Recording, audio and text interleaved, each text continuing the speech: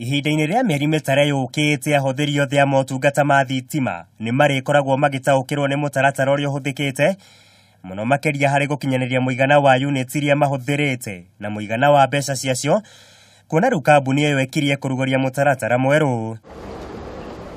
Ũhoro ũyũ nĩ kũrũmĩrĩra inegene inene rĩrĩa rĩkoretwo rĩgĩthonjwo nĩ mũingĩ ũrĩa ũkoretwo ũkĩamũkĩra bills cia igũrũ makĩria na iria makoretwo magĩkĩrĩrwo cuke. For example, if you buy token say worth 500 shillings and the fixed charge is 174, then 326 shillings goes into giving tokens.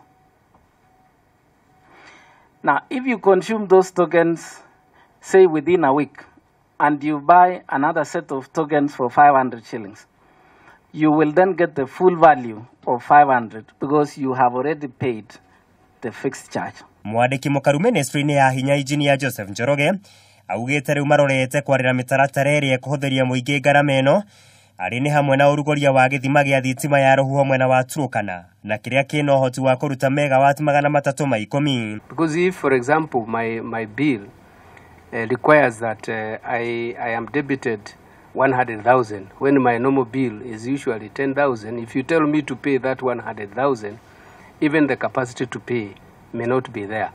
So there should be a conversation between Kenya Power and the customer so that the customer can be able to pay that in installments, not at once, because it may not be practically possible to pay that.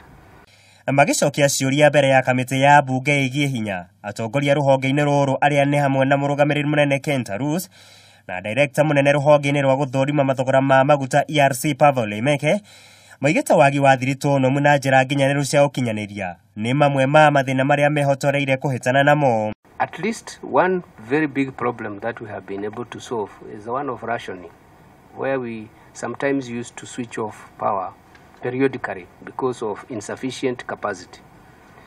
And that has been possible because we have been able to accommodate private investors. We have investors even in geothermal. We are now going to have quite a sizable amount of wind, thermal and so on. So I think the issue... Ningĩ nĩ maugĩte nĩ kũgĩte na wongerereku mũnene wa ahũthĩri a motungata maya, kuona namba ĩyo rĩu ĩkinyĩirie ahũthĩri milioni 6.7 kuma harĩ ya Kenya milioni 2.2 ya hau kabere.